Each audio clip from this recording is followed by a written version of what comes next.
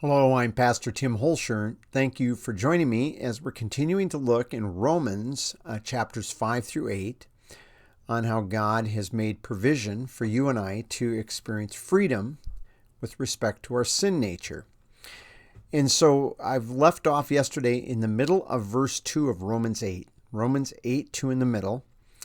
Romans 7 ended with Paul speaking about his frustration. He was miserable because he couldn't figure out how to escape this body dominated by the sin nature. Because Paul had turned to the Mosaic Law. And the Mosaic Law was designed to prove that you had a sin nature, but it was never designed to show us how to experience freedom from it. Never.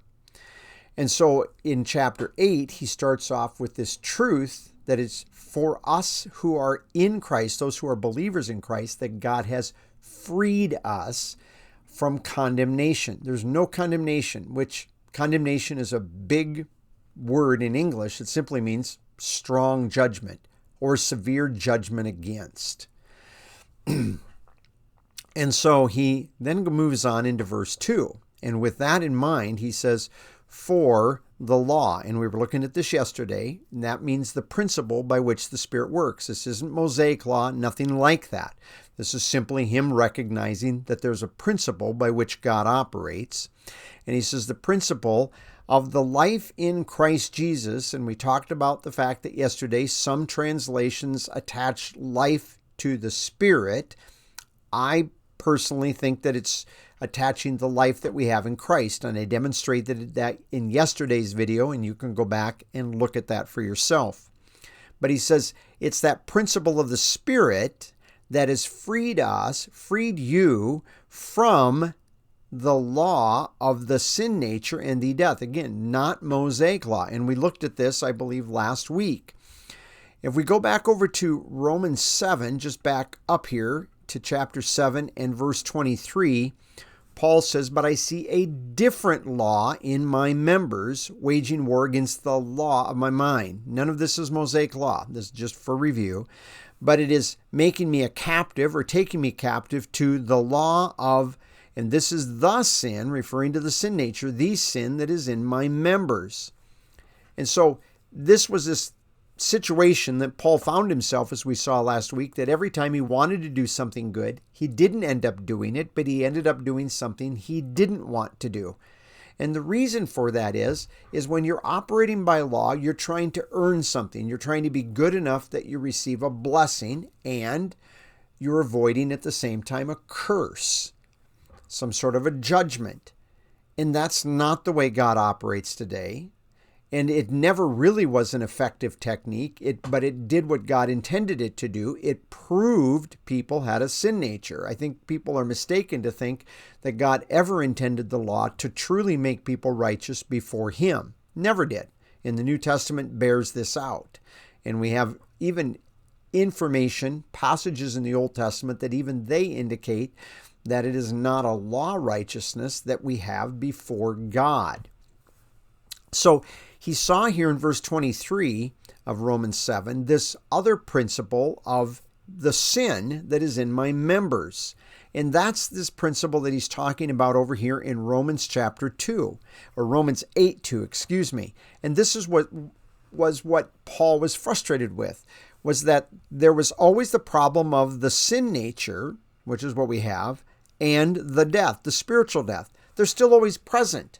I still have a sin nature. Until the Lord comes back for me and I see him and I'm changed, I'm going to be struggling here on this earth with the sin nature. And again, as I've said, I don't want you to think it's a constant struggle. There is rest for the Christian, but there is a struggle because the sin nature is very real. And so he says there is this law or this principle related to our sin nature and related to death. That is, that it's always present and it always wants its way, and the death is what ends up being worked out.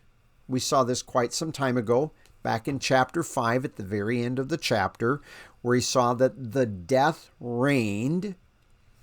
And so now he's saying it's this law of the Spirit of life in Christ Jesus that has freed you from this law, from this principle. And that principle, that law, is that it's always present.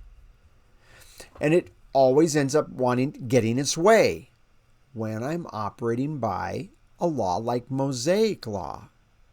But this law of the Spirit, this principle, this law of the Spirit, this principle of the Spirit is going to relate me to my life in Christ Jesus. And we looked at that yesterday. I have life in Christ Jesus. If you're a believer in Jesus Christ, you have life in Christ Jesus.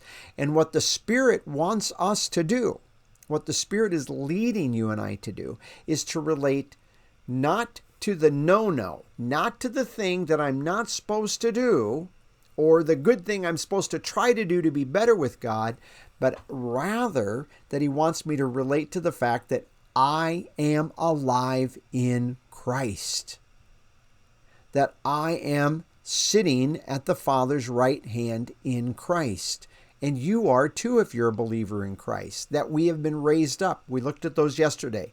Ephesians chapter 2, verses 5 and following. Colossians chapter 3, verses 1 through 3. These statements. And they're not the only ones. Back in Romans 6:11, Paul tells us outright, logically count yourselves to be dead ones to the sin nature, but living ones to God. And it's this relating to life in Christ Jesus. I have a friend that used to picture it like this.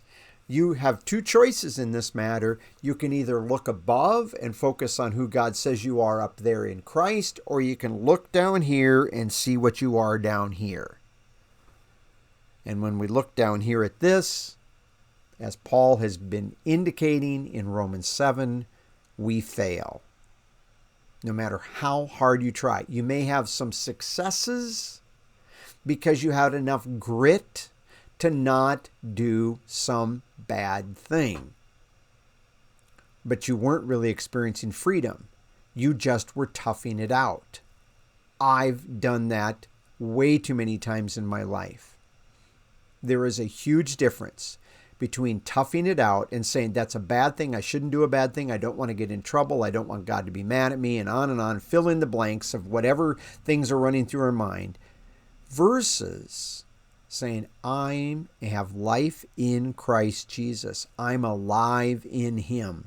And as I'm alive in Christ, the Spirit is actually going to give me freedom, going to give me victory for that moment. Oh, if I turn my mind back to some other crazy, stupid thing that my flesh wants or something like that at some moment, yeah, then I may not have that freedom at that time. But I'm getting to enjoy it while I'm seeing things from above. And just to be clear on this, we're not saying that you're on the job and you're working and the boss comes by and sees that you're just staring off into space and going, what are you doing? And you're saying, well, I'm remembering that I'm alive in Christ because I want to experience freedom here. And your boss goes, well, I need you to get work done. That's just not the way it works. You can be doing work. You can be engaged with people, but doing so from the perspective of who you are in Christ. And that, when you're thinking about life from the perspective of one who is alive in Christ, who has life in Christ Jesus, that's when you truly are able to have a good day in the Lord. Thank you for joining me.